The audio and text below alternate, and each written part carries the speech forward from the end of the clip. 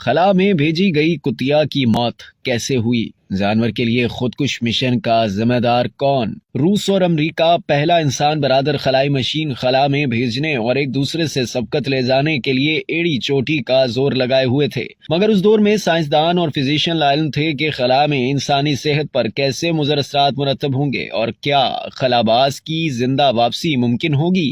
3 نومبر 1957 کو ایک بڑا قدم اٹھاتے ہوئے روس نے سپوتنک 2 خلائی گاڑی کے ساتھ ایک کتے کو پہلی دفعہ زمین کے گرد مدار میں بھیجا، جس کا نام لائکا تھا۔ اگرچہ لائکا خلا میں بھیجا جانے والا پہلا جانور نہیں تھی، اس سے پہلے 1 درجن سے زائد کتے خلا میں بھیجے گئے تھے، مگر ان کی پہنچ زمین کے مدار کے اندر یعنی سب آرٹیکل تھی۔ ماہرین حیوانات نے بندر یا بلی کے انتخاب کا بھی مشورہ دیا تھا، مگر روسی سائنسدان نے ان پر کتوں کو ترجیح دی۔ سوویت ڈاکٹر اس امر سے واقف تھے کہ بے زبان جانوروں کے لیے یہ ایک خودکش مشن ہے۔ اگر لائکا میدار میں گردش کے دوران زندہ بچ بھی گئی تو واپس کے سفر میں زمین کی فضا کی حرارت اسے جلا کر خاکستر کر دے گی، مگر رسک لینا مستقبل کی ضرورت تھی۔ لانچ سے 3 دن پہلے لائکا کو ایک تنگ چیمبر میں رکھا گیا جہاں صرف چند انچ کی حرکت ممکن تھی۔ سپوتنک 2 خلائی گاڑی میں ایسے آلات نصب تھے جن سے لائکا کی دل کی دھڑکن اور حرکت براہ راست نوٹ کی جا سکتی تھی۔ ابتدائی چند منٹ میں ہی انتہائی دباؤ اور شور کے باعث لائکا کے دل کی دھڑکن معمول سے 3 گنا اور اس کی سانس کی رفتار 4 گنا بڑھ چکی تھی۔ اس کے باوجود یہ بہادر جانور 2000 میل کے فاصلے پر زمین کے مدار تک زندہ پہنچنے میں کامیاب رہی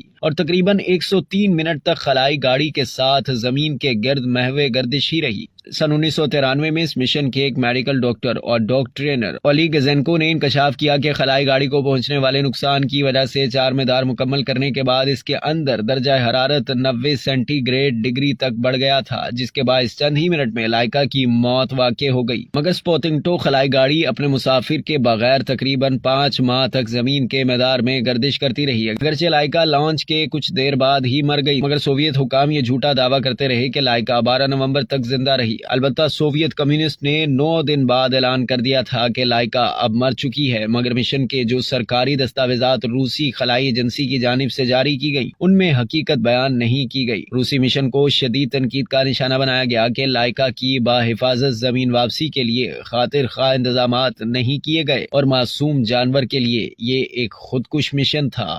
اب تک کے لیے اتنا ہی۔ مزید جاننے کے لیے سبسکرائب کیجیے ڈیلی جنگ یوٹیوب چینل اور لائک کیجیے ڈیلی جنگ فیس بک پیج۔